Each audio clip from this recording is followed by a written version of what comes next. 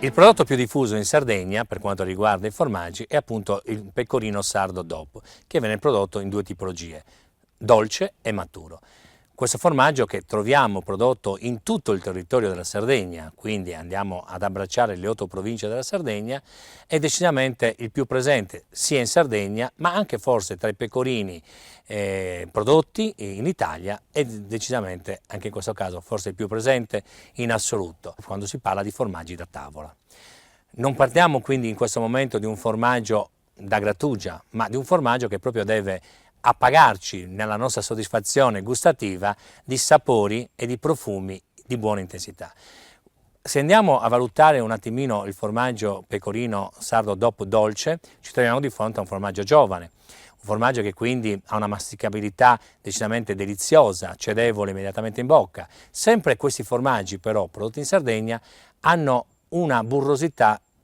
unica, nel senso che veramente non lasciano mai asperità in bocca, ma bensì si sciolgono totalmente. Dei formaggi sempre ben dosati di sale, un formaggio quindi che in bocca ha una buona sapidità perché è una ricchezza di gusto notevole, ma questa sapidità lunga e sempre con una buona e copiosa salivazione, sinonimo di grande ricchezza di sali minerali. Parlando invece del pecorino sardo dopo maturo, e qui entriamo in un altro campo di piacevolezza, perché sono dei formaggi decisamente molto più intensi per quanto riguarda le caratteristiche organolettiche, un formaggio molto più intenso nel profumo, un formaggio molto più intenso nell'analisi gustativa. L'aspetto poi visivo è sempre di un colore di giallo paglierino più intenso. L'aspetto della pasta è una pasta tendenzialmente granitica, quasi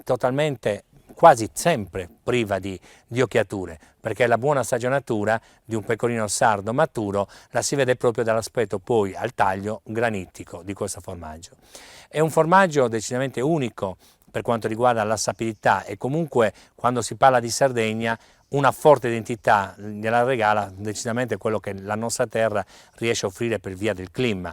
I nostri venti, il nostro sole, i nostri pascoli particolari regalano al latte un gusto decisamente unico che poi trasformato diventa poi un formaggio ricco di emozioni.